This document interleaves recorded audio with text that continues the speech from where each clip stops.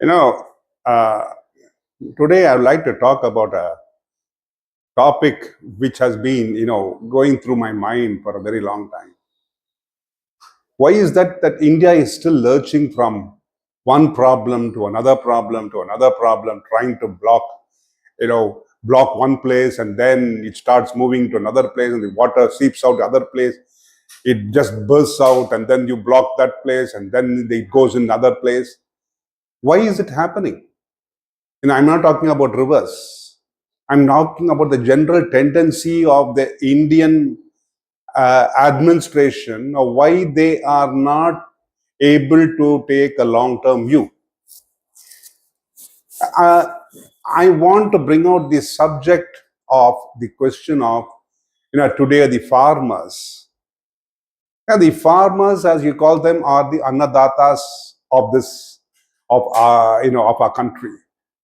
They are the people who give us the food, and based on the food alone, we are able to survive here in India, in Bharat, as I would say. But why aren't we able to look and concentrate on them? Give them a long-term perspective of what is going to happen in the future. Everybody is able to see that there is a change in the climate. There are effects of that climate change. There are the El Nino effects taking place every few years. You have droughts, you have floods, you have so many factors affecting our nation. Why isn't the administration sitting and they talk about so much of AI, they talk about so much of having GCCs, they are talking about so much of technology, this the drone technology, that drone technology. I'm proud about it, I don't deny it. But why aren't they concentrating on this major factor? 60%. We keep on bleating. 60% of the people are on the working as farmers. 60% are in the farming area. 60% are only in the rural area. Why aren't we concentrating on them? Why not we take the opportunity and look at long-term plans? We had 5-year plans. For what? For development. For what? For roads, for buildings, for setting up big corporations, setting up manufacturing companies. But have we ever had a 5-year plan? I do not know whether we have ever had a 5-year plan or even any plan yearly for the farmers. But today there was a grey lining on that. The government has become aware of the El Nino effect, and they have been aware of it for the past 1 year.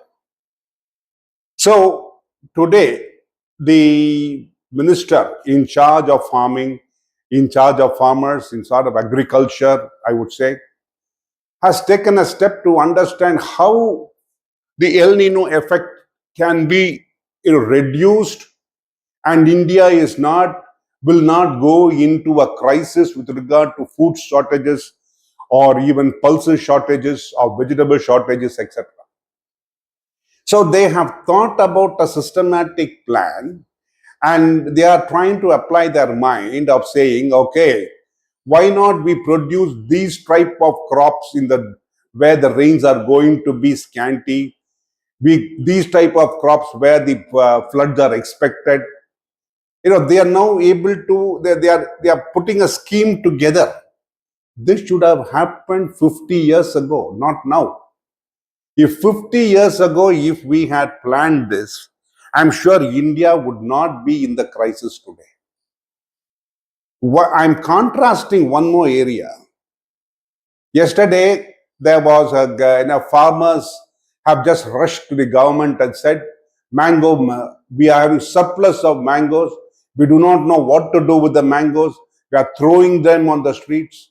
Our cost of input has gone up. We have produced so much of mangoes. We are not able to use them for the particular purpose. Now, shouldn't the government, like the US or in other countries, estimate how much of mangoes you can produce? No, it can be 5% this way or that way. A shortage can always take place, or a surplus can take place. But with all the technology available, I'm sure the government will be able to ascertain the crop. Using that crop analysis based on other data, the averages over a period of years, and the quality, the quantity, the sizes, so many factors are there. And with all the technology at the disposal, I'm sure they will be able to get a picture of the crop, all India crop. Now, there is a problem there. Today we are introducing a new kind of technology by which we are able to get mangoes throughout the year. I was surprised to see that we got mangoes in December. A type of mango which was available only in summer, I was able to get it in December. Surprisingly, maybe they are growing it in areas where the temperature changes according to the requirement of the growth of mangoes. So I would suggest that the government put in a team, immediately let us not look into a team of experts, experts. Let us not have experts. Let us have dull-headed farmers, people who are not experts, but people who have knowledge of the soil, people who have knowledge of the trees, people who have knowledge of the atmosphere, local people who are aware of what is exactly happening. Put them on the ground, sit with them, form small groups, ascertain how we can do it, put it into a team, and then bring in the, I would say, inverted commas, experts. Because the experts sit in Delhi, Bombay, or in some other place in AC rooms. They get some mapped pictures, they see it on the TV, they bloat it up, and then they blow it up and say this is going to happen. They multiply, divide everything. They put through some AI and say this is going to happen. Is that happening? No. We are not able to get the decisions. Then they say we made mistakes here, we made mistakes there, and then it is covered up, and the whole thing dies out. That should not be the attitude, especially of this government. This government takes proactive steps. It has always been proactive, led by a very dynamic person. This government has been very, very proactive. So I think it is time that we look into the whole purpose of agriculture. Identify the crops, especially these kind of crops which can die very easily within a short period of time. And they grow only for, say, 2 months period, 3 months period, etc., like lychees. They come during only a particular period. Then we have these type of particular mangoes, which come only for 15 days, 20 days. Then we have what you call, rambutan, a new kind of fruit which is now grown very much in India. All these should be identified. Each one of those crops, it may be the minutest of the minutest of crops. They should be listed, they should be analyzed, they should be looked into from the area in which they are grown, and then look into we have, how did we find out about El Nino? We are able to find about El Nino because of the apparent information available the world over, because we have become experts in meteorology. In the same manner, I'm sure we will be having technologies available all over the world and to understand this crop analysis. So based on that, I think what we should do is the government should put their heads together so that the farmers do not suffer.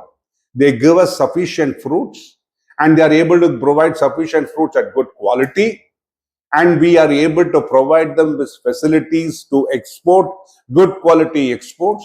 Because recently, I'm trying to digress here, mangoes were rejected by Japan because of the reason that they had certain kind of infection, and they had they had not been treated properly for that infection.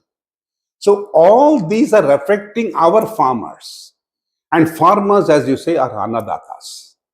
To protect the annadatas, I think it is time The government sets up does not have an independent department. We already have enough independent departments for agriculture. And all that have been failed over the period of years.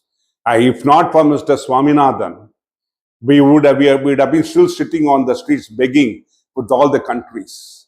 So I would suggest, and instead of Korean, we wouldn't have any milk to feed our children also. So let us have practical people sitting there looking at the problems, and the bureaucrats are sidelined. And the only purpose of the bureaucrat should be, after the picture emerges, after it's discussed, they just sign. That should be their only duty. I think we should look forward into it, and I hope the government looks into it purposefully. Thank you.